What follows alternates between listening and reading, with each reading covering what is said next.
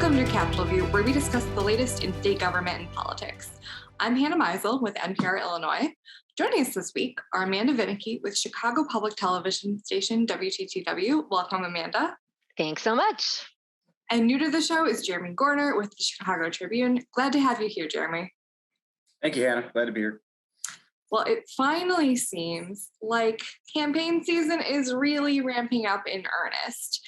But first, we need to eat our vegetables, so they say. And we are about to see another budget address. I can't believe it has been a year since Governor J.B. Pritzker gave his virtual budget address in the depths of the pandemic. And here we are again.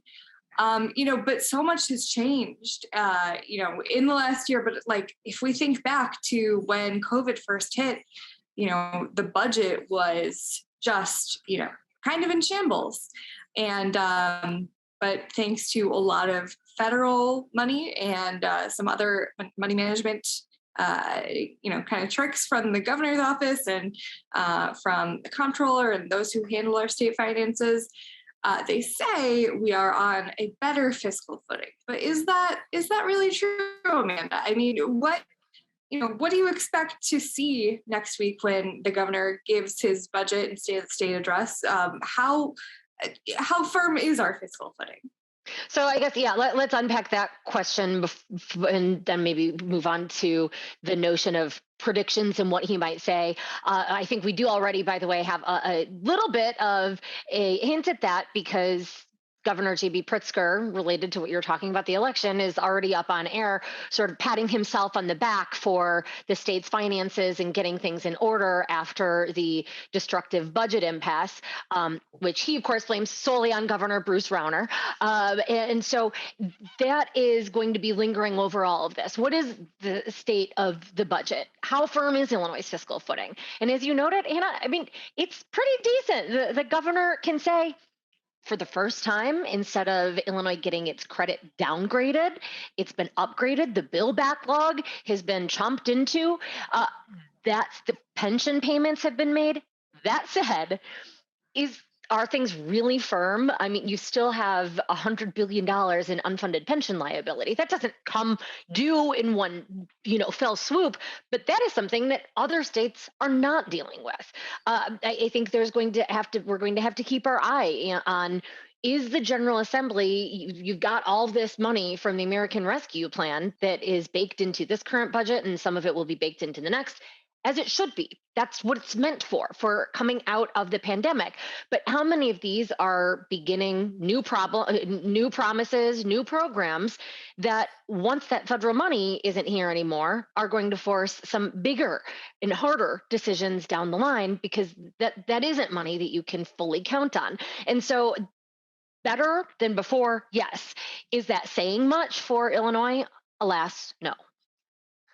Right. And, in November, just a few months ago, the governor's office management and budget came out with, what they wanted to paint as a very rosy fiscal outlook. Oh, look, our budget surplus. I mean, when's the last time Illinois even had a budget surplus? Will be bigger than projected. Of course, that is all how you look at it. I don't know that we could truly say that we have any sort of budget. Right, when you have, these constant deficits from years past, and again, the pension unfunded liability, fund sweeps, all of the things, is it really a surplus?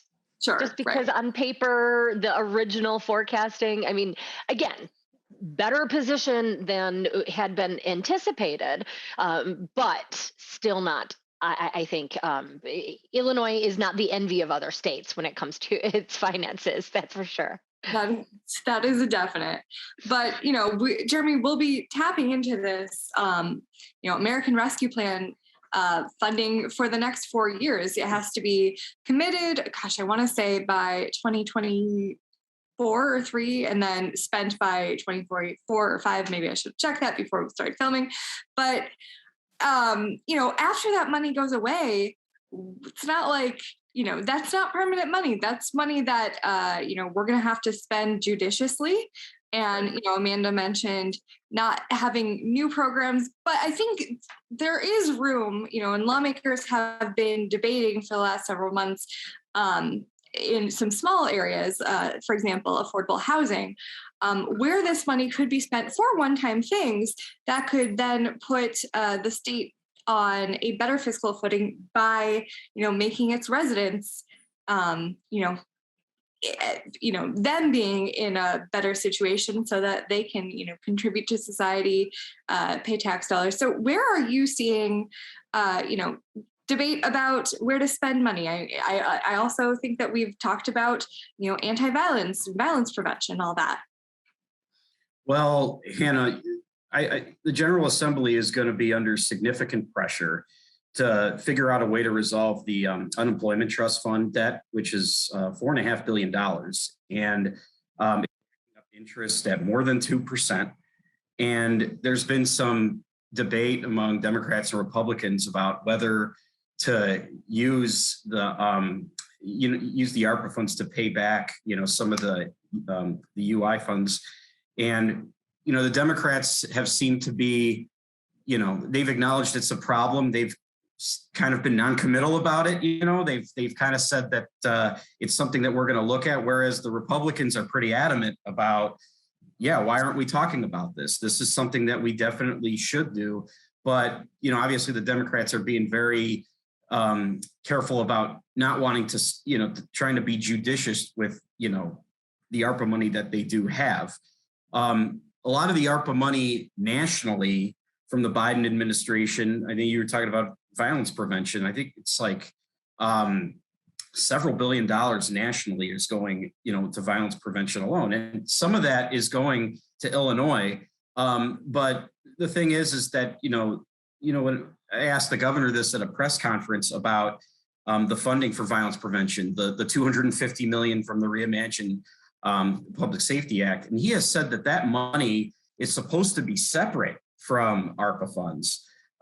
Whether that actually happens, as as they negotiate the General Assembly, it remains to be seen.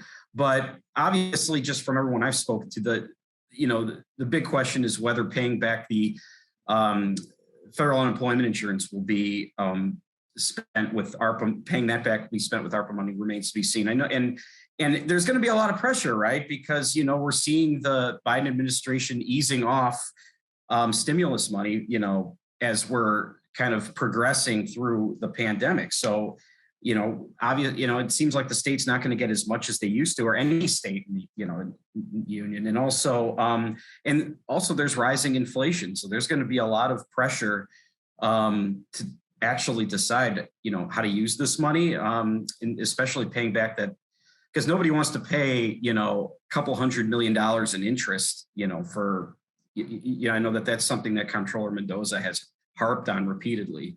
But that's already happening, right? I mean, right, exactly. Right now, that is occurring with the unemployment trust fund. And I think part of it is being careful about spending the American Rescue Plan money. Part of it is there are so many other more flashy, like sort of ribbon cutting ways and other promises made. When you brought up again public safety. That's a promise made. I think that the governor needs to fulfill that, particularly in an election year, and particularly just given what he has staked this past year or so on. So yes, I think it will happen, but this is the notion of it's still only a limited pot, and that therein lies the issue. And they have like 3.6 million left of that. It was like 8 billion or something that they started out with. Is that right? Sorry. Well, you make a good point, Jeremy, about the unemployment trust fund, because if, there isn't a solution, worked out with ARPA dollars, or even if there is, you only have a few choices. You would, you would have to raise unemployment taxes on, businesses, which have obviously had the worst 2 years of their, entire trajectory as business.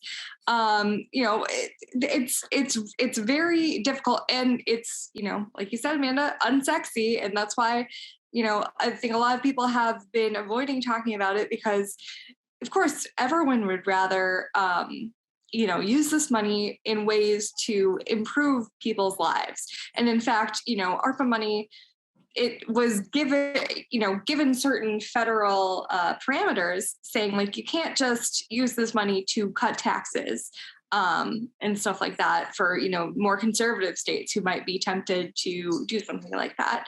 Obviously, that's not really an Illinois thing, but still, the money is supposed to be used in ways to, kind of reimagine society in a post-COVID world. And so I think we're going to see big fights. We saw the beginning of those fights last session, but there was so much else to do. But I think in this shortened session, and especially because it's an election year, this is when we're going to see those fights come to bear. But, Amanda, we've also seen a lot of trouble points in the Pritzker administration, I would say tested by the beginnings of the campaign messaging, things like DCFS. We've seen a lot of headlines out of DCFS lately, an ever present problem. It is, a large state agency that has, some might argue never fully, committed its purpose. And it's a very difficult job that the folks at the top of that agency have to do. And obviously the pandemic exacerbated those issues, but things like DCFS, other budget areas, education, we are still, several years ago, we changed the way Illinois funds schools, but we're still not seeing the full funding that we are supposed to, at least according to some estimates. So what do you think, the Pritzker administration might want to do about, this year's budget and investing in those key areas? So, he's again sort of tipped his hand that he's going to talk about making additional investments into DCFS. This is another area in which the Governor Pritzker blames his predecessor for his faults. That's sort of a thing that, Rauner did before him, the classic act. I would say that this is something where every administration has had some sort of struggle there because, as you noted, it is particularly difficult. That said, when you run for governor, you accept those responsibilities, and particularly given the finger pointing, need to be held accountable from a political point of view and also from a human point of view. These are wards of the state that are hurting, that haven't found homes, that have been sleeping in hallways, that have been stuck in facilities versus going to a family. It's really some tragic things to the point that at this point, however, the governor is standing by the director of DCFS. We have had no notions that he is going to ask for his dismissal and step down despite court intervention.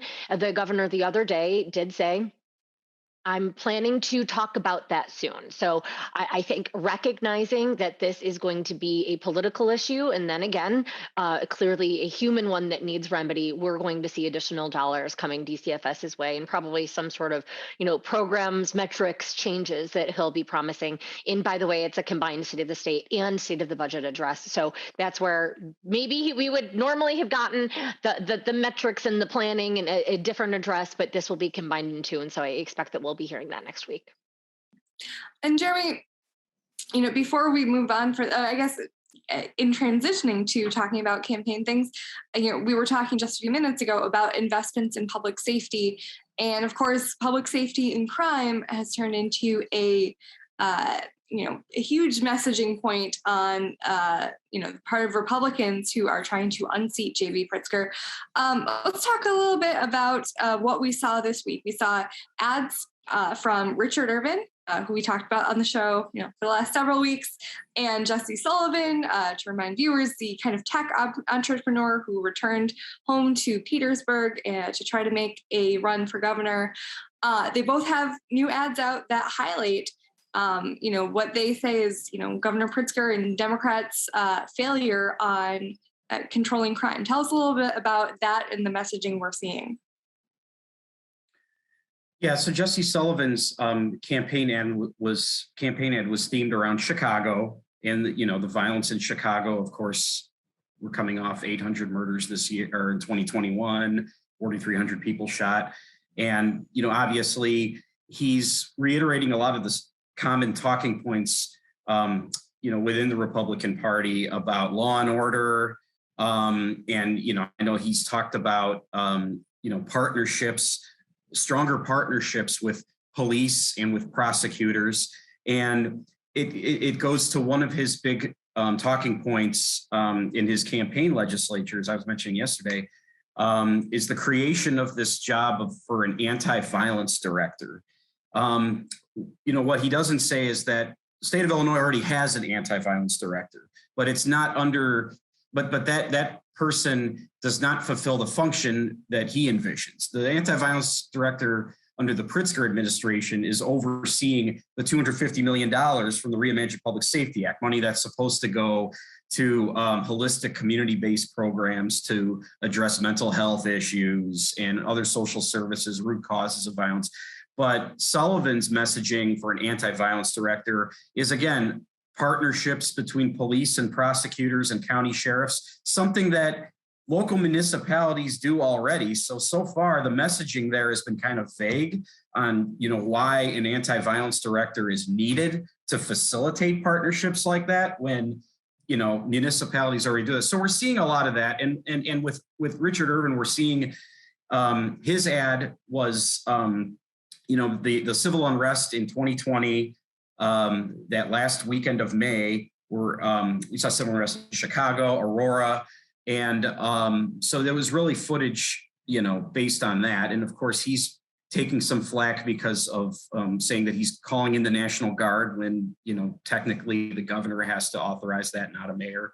So again, they're both taking very similar law and order stances. There really isn't much difference in what they're doing. And the rhetoric is pretty similar to a lot of the Republicans in the General Assembly who are really trying to pounce on Democrats for what they perceive as weak public safety policy. It's something that the Republicans have been doing probably since the fall, since veto session, when they really started having these press conferences.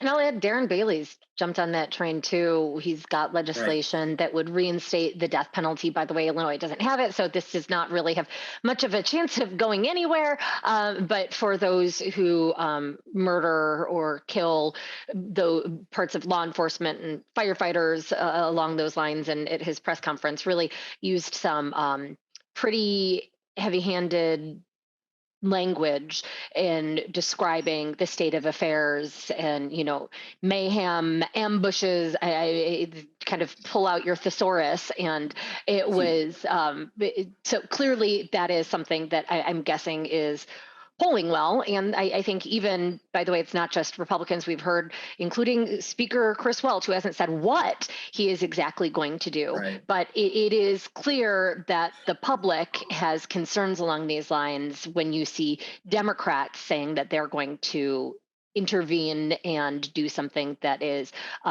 sort of the opposite tact from what has been what they've passed in the past couple of years. Yeah, I mean, of course. Oh, go ahead.